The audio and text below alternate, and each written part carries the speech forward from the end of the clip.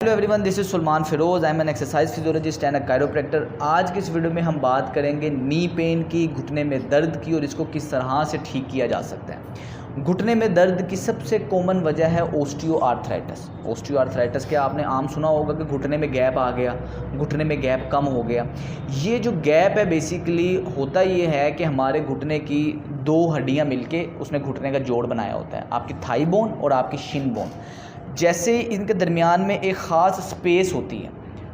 अब होता ये है कि हमारी एज बढ़ने की वजह से, डीजनरेशन आने की वजह से गैप आहिस्ता आहिस्ता आहिस्ता कम होना शुरू हो जाता है और हड्डी आपस में टकराना शुरू हो जाती है, जिसको हम कहते हैं ओस्टियोआर्थराइटिस। देखा जाता था कुछ देर पहले ओस्टियोआर्थराइटिस 40 साल 50 साल की उम्र में आने वाली कंडीशन होती थी, लेकिन आजकल ये इतनी कॉमन कंडीशन हो गई है कि 30-30 साल के लोग भी, 30-30 साल की फ़ीमेल भी, मोस्ट कॉमन ये फीमेल में कंडीशन होती है, ओस्टियोआर्थराइटिस की शिकार है। आज भी अगर आप शहरी एरिया में देखें, 27 साल 28 साल 30 साल की उम्र में घुटनों में पेन शुरू हो जाती है। लेकिन अगर आप देखें हुंजा वाली साइड पे, कश्मीर वाली साइड पे 90-90 साल की ख़वातीन ऐसी हैं जिनके घुटनों में कभी दर्द ही नहीं हुई और ना उसमें डिजनरेटिव चेंजेस हैं।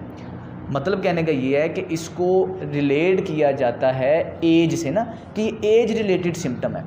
तो अगर ये एज रिलेटेड सिम्टम ही हैं तो आज की 30 साल की लड़की, आज के 35 साल का लड़का, इसको ये क्यों स्टार्ट हो गया, जबकि हुंजा वैली में 90 साल की बीबी, 95 साल की बीबी भी 10-15 दफ़ा डेली पहाड़ चढ़ती है, उसके घुटनों में कंडीशन नहीं होती।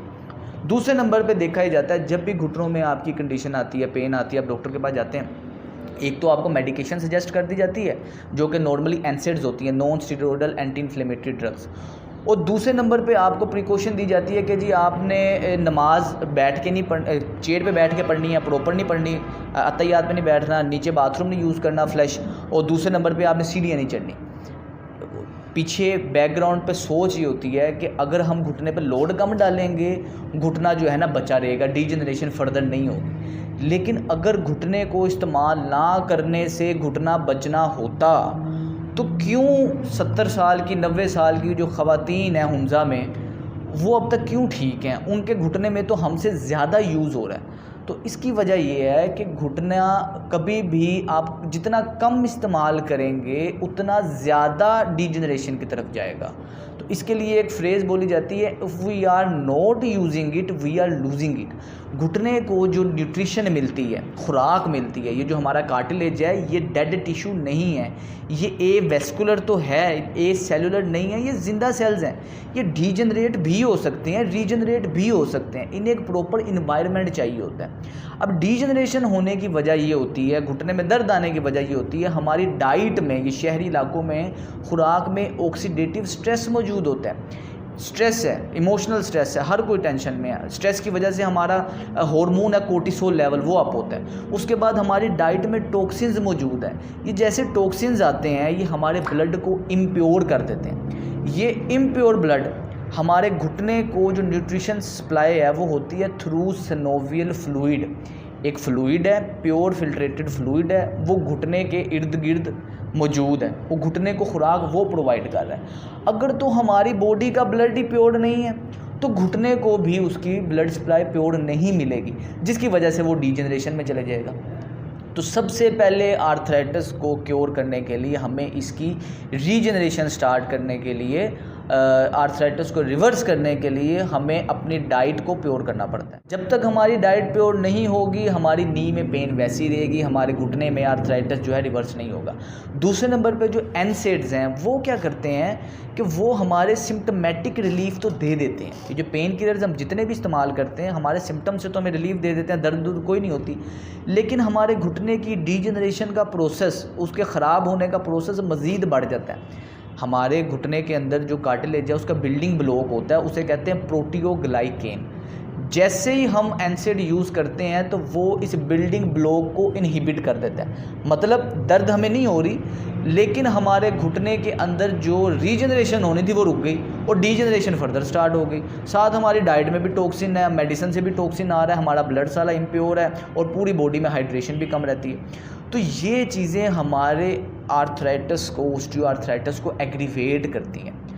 हमने क्या करना होता है, एक तो घुटने को जो है प्रॉपर ब्लड सप्लाई पहुंचानी होती है, प्रॉपर न्यूट्रिशन पहुंचानी होती है, बॉडी को प्रॉपर हाइड्रेट करना होता है। और तीसरे नंबर पे हम अगर घुटने के लिए बहुत ही ज़्यादा प्रिकॉशन लेंगे, जैसे घुटने में दर्द शुरू होगी या बाथरूम में नहीं बैठना, सीढ़ियाँ नहीं चढ़नी, लोड नहीं डालना, तो इसको न्यूट्रिशन कैसे मिलेगी? इसके अंदर कोई ब्लड सप्लाई वैसे तो डायरेक्ट नहीं जा रही किसी वेंस की वजह से। इसके अंदर जैसे हम मूवमेंट करते हैं, चलते हैं, फिरते हैं, तो एक पॉजिटिव और नेगेटिव प्रेशर बनता है। होता क्या है कि वो सिनोवियल फ्लूइड पीछे से आगे, आगे से पीछे घुटने में जा रहा होता है, जिसकी वजह से इसके अंदर मूवमेंट पैदा होती है और घुटना हमारा रीजनरेट होता है। तो जब हम सारा दिन इसे यूज़ ही नहीं करेंगे, घुटना एक स्टेबल पोजीशन में रहेगा, उसके जो साथ एसोसिएटेड मसल हैं उसमें भी ब्लड फ्लो नहीं जाएगा, हमारे मसल्स भी वीक होंगे और हमारे जॉइंट भी दोबारा से क्या नाम है कॉम्प्रोमाइज़ होगा, इस पर वीक फर्दर होगा। इसलिए आर्थराइटिस को हम अपने क्लिनिक में किस तरह ठीक करते हैं, हम पेशेंट को कुछ हमने स्पेसिफिक एक्सरसाइजेज हैं जिसमें हम उसके नी के एसोसिएटेड मसल को ठीक करते हैं।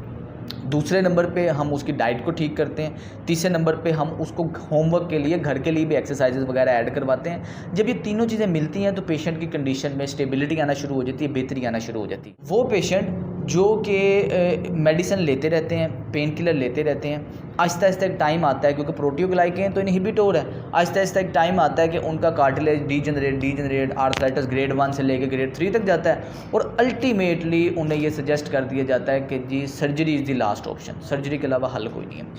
तो आप इस तरह सोचें कि ये जो लोगों को सर्जरी रिकमेंड कर दी जाती है, ये वही लोग होते हैं जो कि पहले मेडिकेशन ले रहे होते हैं। अगर मेडिकेशन ही हल हो आर्थराइटिस का एक वाहिद, तो इनकी सर्जरी ना हो रही होती। तो मेडिकेशन इसका हल नहीं है। मेडिकेशन से आपके आर्थराइटिस के सिम्टम्स मज़ीद एग्रीवेट होने के चांसेस होते हैं। तो इसलिए जो सर्जरी है एक तो बहुत कॉस्टली है इसकी, और वो उसके लाइफ लॉन्ग लास्ट भी नहीं करती। हम क्या कहते हैं, सर्जरी के बाद भी आपको फिजियोथेरेपी करवानी पड़नी है। दूसरे नंबर पे हम ये पेशेंट को कहते हैं आप बजाय कि सर्जरी करवाएं, सर्जरी से पहले जो हम आपको प्रोटोकॉल दे रहे हैं एक्सरसाइजेस का, जो हम आपको रिहेबिलिटेशन का प्रोटोकॉल दे रहे हैं, आर्थराइटिस रिवर्सल प्लान जो हम आपको प्रोवाइड कर रहे हैं, इसको आप फॉलो करें चिल्ला समझ के इसलिए कि मैक्सिमम जो है आर्थराइटिस को ठीक होने में जो टाइम की रेंज है वो मिनिमम 4 मंथ लगते हैं, मैक्सिमम 4 साल लगते हैं। हम क्या पेशेंट को कहते हैं आप चिल्ला समझ के इसे फॉलो करें। अगर तो आपको घर में करना है, अगर तो आपको बेहतरी लगती है, आप इसको कंटिन्यू करें। अगर आपको लगता है यार मुझे बेहतरी नहीं आ रही इस प्लान में, मुझे नहीं समझ आ रही, मुझे मज़ीद क्या नाम है घुटनों में दर्द बढ़ रही है, तो आप चाहे सर्जरी करवा लें। अब तक हमारे पास जितने भी आर्थराइटिस के ग्रेड 3 के भी पेशेंट आए हैं जिनको सर्जरी रिकमेंड कर दी गई है, उन सारों के एक्सरेज के रिकॉर्ड हमारे पास मौजूद हैं। जो आपका आर्थराइटिस है ये दोबारा से रिवर्स हो सकता है, इसको एक प्रॉपर इन्वायरमेंट चाहिए। तो अगर आप अपॉइंटमेंट बुक करवाना चाहते हैं तो नीचे दिए गए नंबर पर रब्ता कर सकते हैं। और अगर आपको ये वीडियो इन्फॉर्मेटिव लगी है तो इसे आगे शेयर करें और इसे ज़्यादा से ज़्यादा शेयर करें ताकि ज़्यादा से ज़्यादा लोगों को फ़ायदा हो सके। मेरा नाम है सुलेमान फ़िरोज़। अस्सलाम वालेकुम।